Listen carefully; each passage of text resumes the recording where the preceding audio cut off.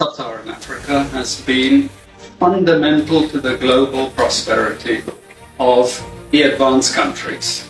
And Africa had a role to play. It has a role as a raw material producer.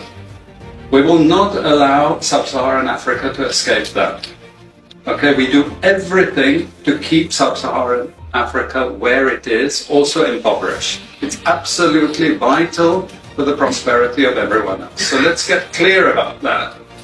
Okay, and this means all the economic structures, all the global institutions, and the economics we teach everyone is all designed to keep Africa exactly where it is.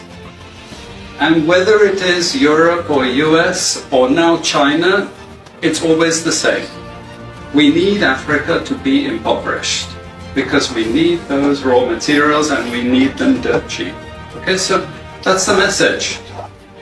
It doesn't mean to say that there's nothing Africans can do. Of course there is. This is what it's about. Because if Africa does do something different, I assure you living standards of all those in Europe and North America and Asia is going to fall. Okay? And that is a big price to pay. I assure you that the West is not going to allow that without a big fight. Okay, so the job of many Western academics is to convince Africans they have to keep doing what they're doing. Okay? And to show them it's your fault that you're poor. It's not our fault. It's your fault that you're poor. You know, so this is what we do in academic institutions. We know the basic forces that have caused this underdevelopment. We know it's colonization. We cannot afford to allow Africa to industrialize and start producing manufactures. Okay, so we will do everything to stop that. And I'm going to show you how we actually block that. We had East Asian rapid industrialization processes. So in the earlier period, we had Japan and Korea and Taiwan. Okay, rapid growth, sucking in raw materials from Africa, driving up the prices. After those countries finished industrialization, then Sub-Saharan African growth rate again fell. Sub-Saharan Africa is condemned to this role, just the supplier of raw materials, not a manufacturer. The currencies are collapsing of these countries, and many of them are Sub-Saharan African countries.